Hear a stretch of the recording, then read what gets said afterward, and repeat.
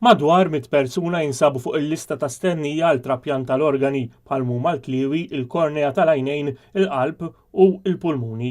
Id-donazzjoni tal-organi wara l-mewt ġest altruistiku li ma jiswix flus imma li tejjeb il-kwalità tal-ħajja għal pazjenti u għal familji tagħhom. F'dan il-kuntest u bħala parti mir-responsabilità soċjali korporattiva, Nectar Limited ħeġġet lill-impjegati biex jirreġistraw bħala donaturi tal-organi. Matul il-fażi inizjali tal-kampanja interna, 75 impjegat ta' Nectar irreġistraw bħala donaturi ta' organi ma' Reġistru Nazzjonali tad-Donazzjoni tal-Organi u t-Tessuti Umani.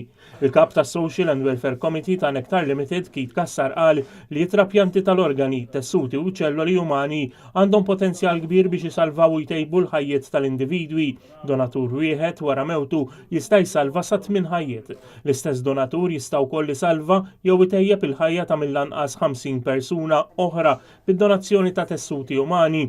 Preżenti wkoll kien hemm ir-riċevitur ta' organu Christine Grixti li qasmet l-esperjenza tagħha. Għal aktar minn 20 sena Christine għexet ħajjitha b'marda tal-qalb, kienet ħajja li fiha esperjenza dbatija fiżika u mentali, restrizzjonijiet, inċertezzi u l-bisa kontinwa li tista' tmut. Illum il-ġurnata qalb Christine tħabbat normali u qed tgħix dan il-miraklu li reġgħet wildet mill-ġdid. Dan kien possibbli biss bis-saħħa ta' qalb ta' donatur li issa qed tħabbat fiha stess. Dak id-donatur fil-fatt tal lil Christine it-tieni opportunità biex tgħix u tkompli tieħu ħsieb il-familja tagħha.